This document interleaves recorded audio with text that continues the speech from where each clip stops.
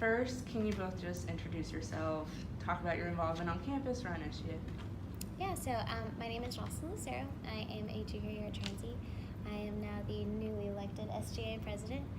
But a couple other things that I'm involved on campus. I work in admissions as an admissions ambassador. I'm currently one of the coordinators for First Engagements, and also involved with Sigma Delta P and a couple of other organizations on campus. So. I'm Gearon. I'm a graduating senior. I was the president of the last SGA, 17 through 18, and the year before that. Been on SGA for 4 years. Involved in other things like fraternity and IFC, but mainly SGA is where I spent most of my time. All right, what do you all think were the greatest challenges SGA faced this past year? Well, one of the things that I talked about in my individual interview was kind of like the roadblocks to certain projects, and kind of like, you have to go through a certain person, and sometimes it just led to a dead end. That was my personal problem, I feel like. But. Yeah, finding the network is always hard. Sometimes I wish that we tried to have that with like the contact person, but even when you achieve that, sometimes you get there and you realize that, well, SGA can't do anything about this because of X, Y, and Z, which is frustrating because you obviously hope to be able to do things with your project. But thankfully, I think for the most part, people are like pick up a new project and just keep going. I talked about, in my individual interview, I talked about polling and how that was successful a limited number of times. So that's like an individual roadblock as opposed to a university roadblock. But yeah, I definitely agree, like if you look at it in a broader perspective, I think that what you're talking about is definitely a bigger obstacle to things is when you find out that it is a dead end. Thankfully though, there's lots to do. Yes. Move on from project to project. Going on the flip side of that, what do you think was the greatest accomplishment or multiple accomplishments for SGA this past year? Well, I don't know. I think you've said this a couple of times, but I think that our past SGA was really productive, and that we did have a lot of projects, and even though if we did run into roadblocks, we just moved on to next projects. So I feel like in past years, like compared to past years, this year was really productive, and we actually got a lot of projects done and completed. So. Yeah, I know that doesn't like give you one thing, which I guess is maybe what you're looking for, but I definitely agree. Like when I talk about SGA, it's look at all these things that each of these senators do, and that's really incredible. Whether it be the snacks you find during finals week or serving on a GE subcommittee, and if you look at like the biggest thing that we've had to do is definitely those subcommittees for the new GEs. I mean, 9 subcommittees, CPC, almost all of academic affairs at some point had to be on a committee, and some of student affairs did too. We spent hours in full SGA talking about it because only one person could report. There's just so much information, and so just really glad to be a part of that. It's just almost like a separate job from SGA is to do this GE stuff. But even with that, people still had their own projects. People still accomplished their own things. Small, big, it doesn't really matter. They were able to get things done and get things moving on campus. So just overall productivity, I can point to specific things if that's what you're looking for, but just productivity of each individual senator was phenomenal.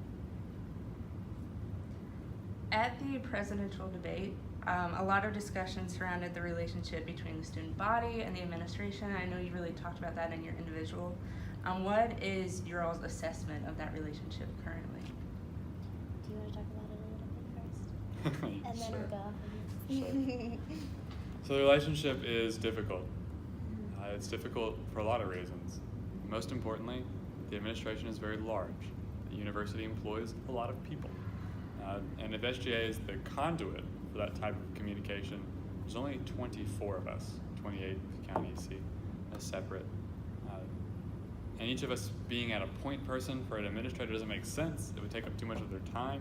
So it's really an as-need basis. So like our committee chairs are connected to like the appropriate deans, like the academic dean. Dean Bryan is in constant contact with the academic affairs chair. And I'm in contact with President Carey.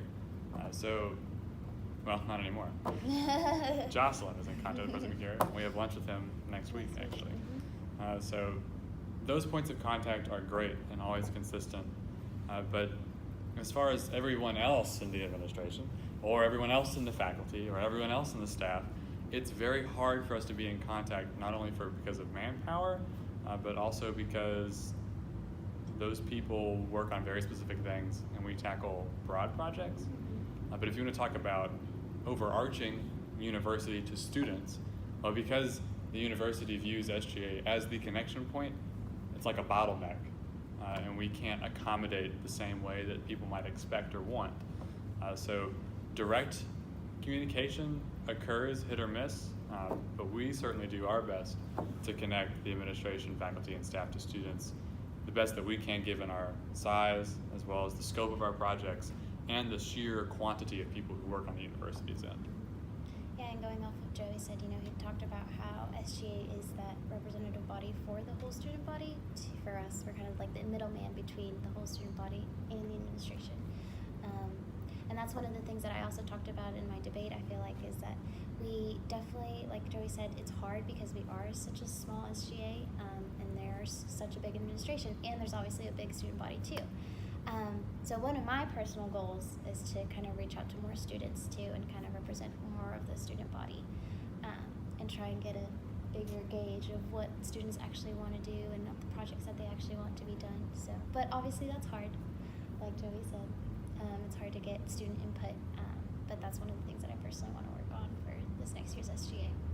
That's really exciting. Thank you. Another recent area of discussion on campus has been surrounding issues of diversity, especially following the forum held recently. So this is kind of like a two-part question, but first, is there room for improvement in campus diversity? Oh, I definitely think there is. Yeah, I think there always is. And what's really exciting is that we have a new person that's in charge of diversity and inclusion, which I haven't gotten to chat with him that much, but I did introduce myself the other day. But like I even mentioned in the debate, I actually ended up going to one of the forums, even though I was a little bit late, but I still made it. And I obviously knew that there was a problem, but hearing all of the students talk, whose voices that I hadn't heard before, or maybe I didn't really I don't see them on campus, or I don't talk to them on campus a lot. But actually, like, getting their perspective and their point of view kind of really, I don't know, changed my mind a little bit about campus, and even more solidified the fact that campus does need a little bit more improvement in the whole diversity and inclusion segment. So just makes us want to push further. But I think that with Turan, that it'll be even better, because I think he's going to be a great resource to the university, and I think that he really wants to see change. And I've been reading some of the articles that he's written, and kind of read about some of the stuff he's done at other colleges, and I know he was at Hanover at one point, and he said specifically that he likes to work at small liberal arts colleges with a white majority, which is transy.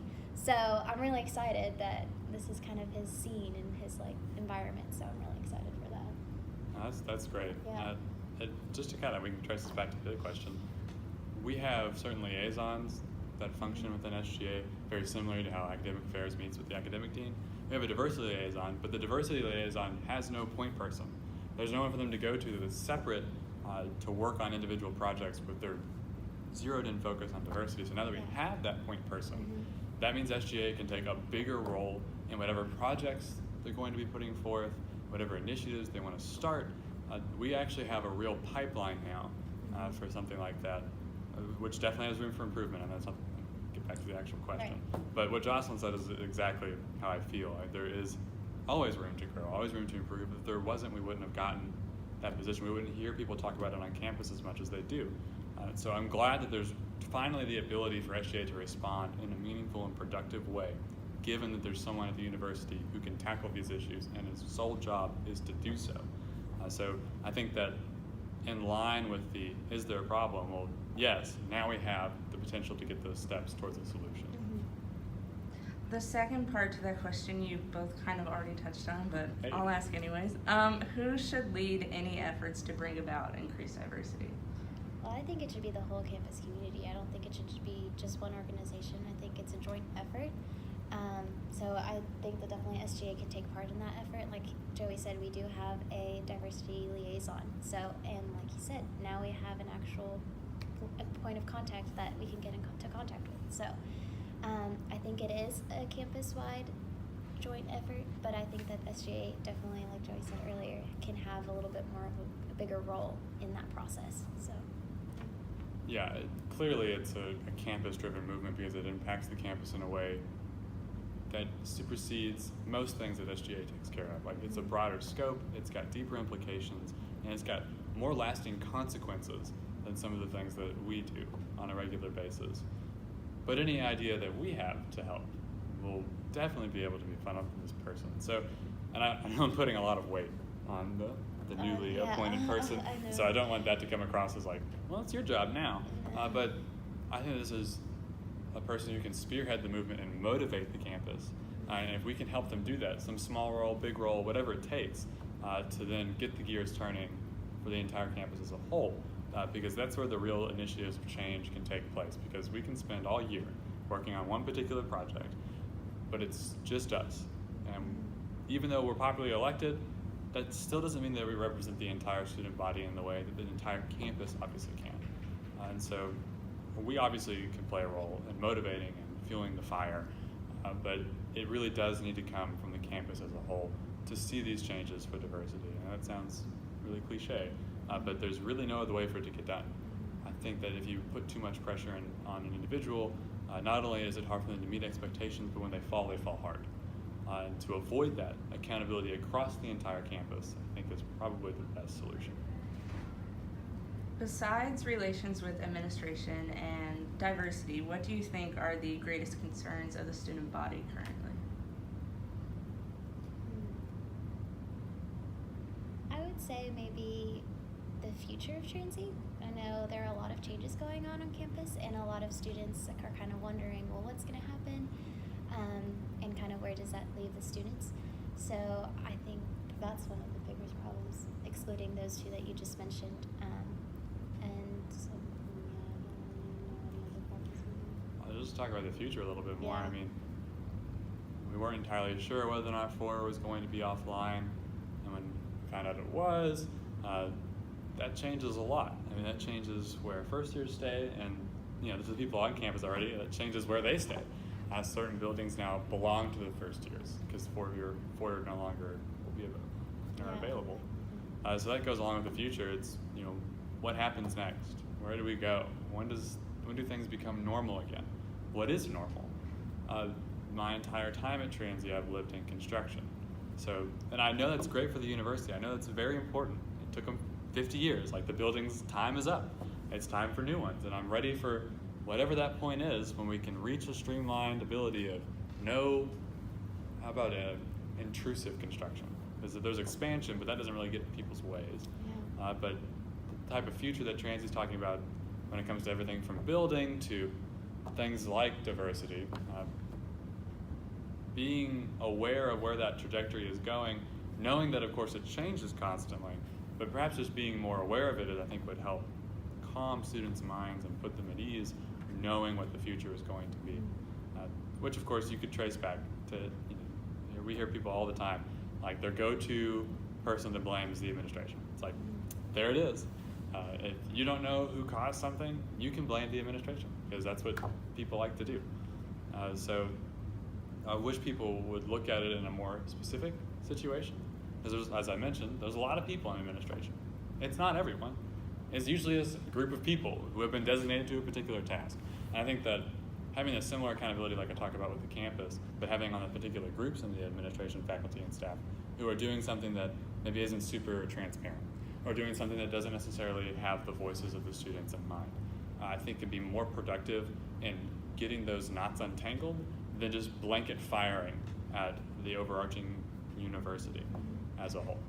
And I think a great example of how we have successfully been able to kind of overcome this problem is with what Joey was mentioning earlier with the whole GE committee, because that is definitely a future change, and it was very nice that the administration included SGA on that, and that we actually had senators at those meetings and giving student input. So I think that was great that they kind of reached out to the students. That way both the students and administration are involved together. So I think more of that would be awesome. Moving forward, what do you see as the next steps for SGA? It's definitely a you question. Well, like I was mentioning earlier, I definitely want to get more student input. Obviously, we have a little bit of work to do with that because some of the things that we've done in the past don't necessarily work. Like you said, polling issues, and I had mentioned in my individual interview how we haven't had forums before, but not a lot of people show up to that. So we definitely have some work to do on that, but I'm really excited because I think the group of senators that we have a lot of new senators, which is great because they'll bring new ideas, and kind of maybe we can work solutions to figure out a solution to that problem. But yeah, just going from here, like I said, getting more student input and also adapting to all of the changes that are going on at Trinity, because like Joey said, there are just so many changes going on, whether that be construction, whether that be the GEs or anything. Like the student body is also changing too. We're seeing a different population of freshmen as we have in the past years, I feel like. Definitely being in admissions, I have been a little bit more aware of that. So there's just a lot of different changes going on. So I think that SGA has some work to do on figuring out what the new needs are around the student campus. So, but yeah, that's some of the things that I think. If you have any. No, I think you hit it spot on. I'd like to take this time instead to think about how I believe SGA is equipped to handle this, but more importantly, that you will bring the energy and the passion needed to get those things going. So it doesn't take much. You can look at me and see that I don't necessarily have the most energy, but I think that you will be able to achieve those goals in a way that hasn't been possible for previous SGAs. So I'm glad that we both think the future of SGA is similar, but I'm even more excited that you get to be the one who executes it. So I do look forward to the future of SGA.